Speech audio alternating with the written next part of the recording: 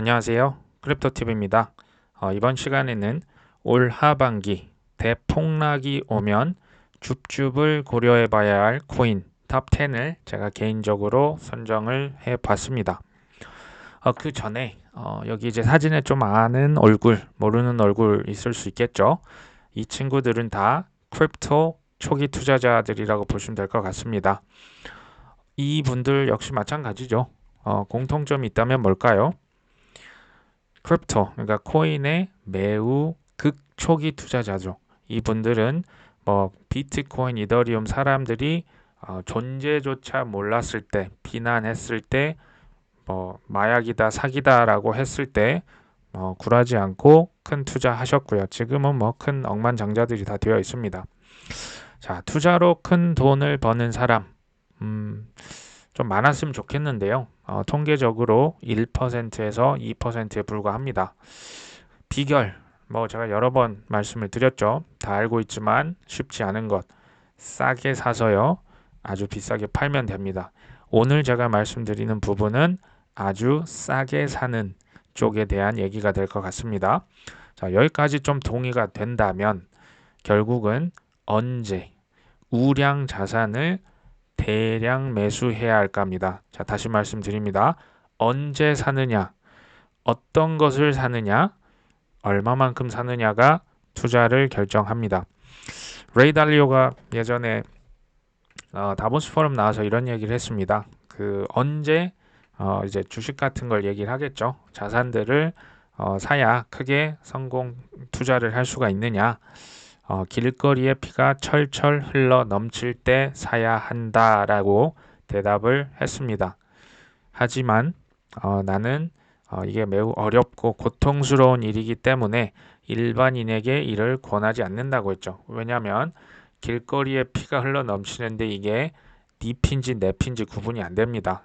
그만큼 힘든 상황에서 사야만 큰 수익을 거둘 수 있다는 얘기가 됩니다. 자, 결국 큰 돈을 번다는 것은 쓰나미가 왔을 때죠. 초우량 자산들을 그때 대량으로 사는 사람들, 그 사람들이 결국은 위너가 됩니다. 자, 하반기 대공황이 닥치면 매수 고려할 만한 크립토, 저의 어떤 생각이니까요. 뭐 무작정 성공한다는 보장은 없죠. 자, 첫 번째 비트코인입니다. 자, 두 번째는 뭡니까? 당연히 이더리움이죠. 자, 이것들은 없어지지는 않을 것이다. 비트 이더가 없어진다면요. 사실은 크립토가 다 사라진다고 보셔도 됩니다. 자, 그래서 이 두 가지는 보험의 성격이 있죠. 투자 비중은 이 두 개를 합쳐서 최소 50% 이상. 사실 이 두 가지에만 투자해도 저는 괜찮다고 생각을 합니다. 그만큼 이 비트 이더는 중요하다. 자, 이게 또 위험 관리 측면에서도 되게 중요합니다. 뭐냐면 나머지 알트 내가 땡땡 코인을 샀는데 시가총액이 작고 뭐 중간이고 여러 가지 코인들이 전부 다 없어져서 사라져 버린다 해도 중장기로 비트 이더를 보유한다. 그러면 최소 원금의 몇 배 수익이 그러니까 결국에는 날 것이라는 거죠. 그렇기 때문에 이 비트 이더는 제가 그 중요성을 강조하지 않을 수가 없습니다. 자, 세 번째 코인 폴리건입니다. 폴리건은 뭐 레이어 2에서 그 뭐 강자 중에 하나죠. 물론 뭐 아비트럼도 있고요. 여러 가지 더 있습니다. 뭐 옵티미즘도 있고요. 근데 이제 굳이 하나를 꼽으라면 폴리건이 그 이더리움 생태계를 더욱더 빠르고 저렴하게 이용할 수 있게 해주고요. 뭐 제휴된 기업들도 많은 걸로 알고 있습니다. 한번 공부를 해볼 코인 가치는 충분히 있다 생각이 드네요. 자, 네 번째 코인은 샌드박스입니다. 자, 샌드박스 뭐 요즘에 NFT 뭐 이전에 그 엄청났던 열기 지금은 다 사라져 버렸죠. 하지만 저는 다음 상승장이 오면요. NFT에 특히 샌드박스와 디센트럴랜드 크게 다시 오를 수 있는 저희가 결국은 메타버스다 웹3로 갈 수밖에 없다고 저는 생각을 합니다.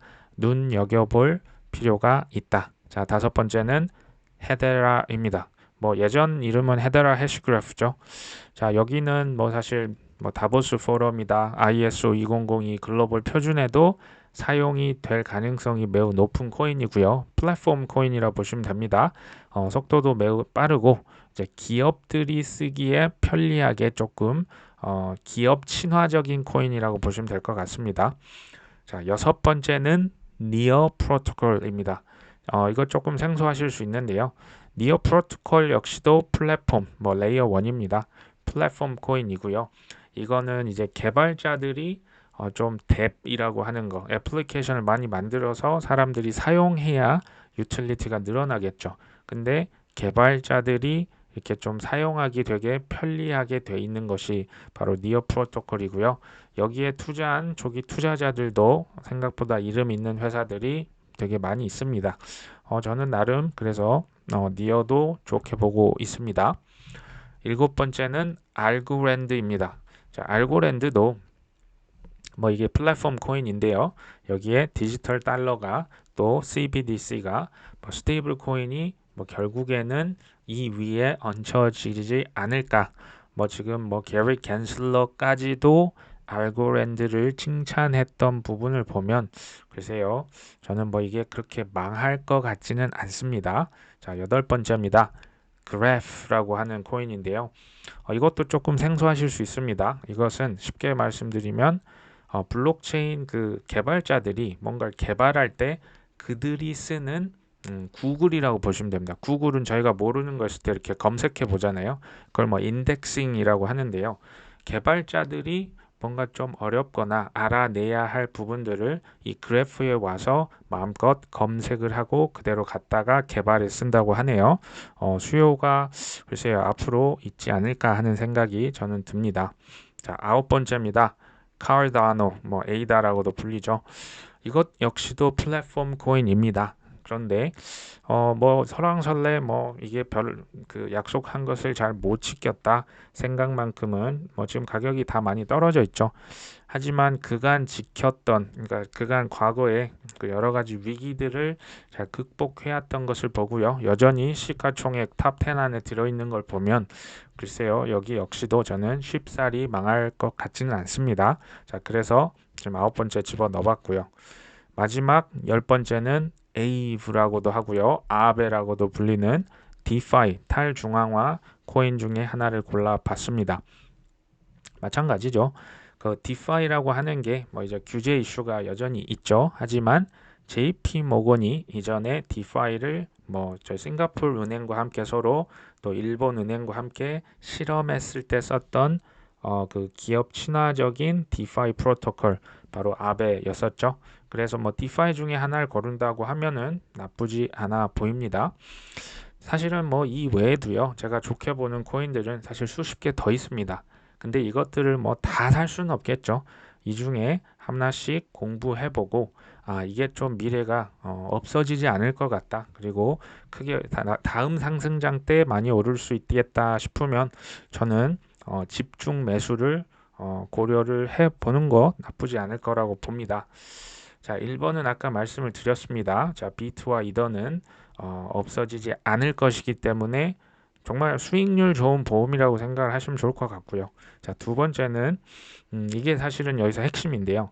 자, 알트코인 10개에 내가 각각 100만 원씩을 투자한다. 그러면 내 지금 투자 원금은 1000만 원이 되겠죠.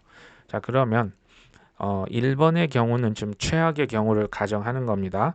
10개 중에 9개가 망했다고 보는 겁니다. 근데 그 중에 1개, 2개가 대박이 났다. 여기서 말하는 알트코인은 비트 이더를 제외한 좀 시총이 작은 코인들을 말하는 거죠. 자, 이 친구들이 30배, 60배, 100배로 늘어났다. 자, 100만 원을 투자했는데요. 30배만 돼도 이게 3천만 원입니다. 자, 원금이 1000만 원이었죠. 이미 원금의 3배가 넘어갑니다. 다른 거 9개가 다 망해도 그렇죠. 자, 근데 60배, 100배까지 저는 얼마든지 갈 수 있다고 봅니다. 자, 그렇게 되면 심지어 1억, 그러니까 9개가 망하고 1개만 대박이 났는데도 1억 이상을 벌 수가 있습니다. 자, 2, 3년 후에 근데 대박이 생각보다 좀 더 터져서 3개나 5개 정도가 터졌다. 그러면 이거 이제 계산해 보시면 아시겠지만 최소 투자 그 금액 수익이 1억에서 5억이 됩니다. 그렇게 되면 사실은 뭐 어마어마한 거죠. 1,000만 원을 가지고 뭐 5억 가까이 만든다는 것은 뭐 거의 50배 수익률이라고 보시면 될 것 같아요. 자, 이런 경우가 실제로 VC들, 그러니까 투자자들이 스타트업에 투자하는 방식이 바로 이와 같습니다. 10개 내가 20개, 100개 다 성공한다가 아니고요. 그 중에 1개, 2개가 대박이 터지면 나머지가 다 망해도 오히려 더 큰 수익을 가져갈 수 있는 방식입니다. 그래서 비트 이더를 좀 집중적으로 매수를 하되 그 나머지 금액 중에 알트코인 괜찮다 싶은 것들 선정을 하셔서 집중 좀 이제 매수를 해보시는 것이 어떨까 하는 생각이 드네요.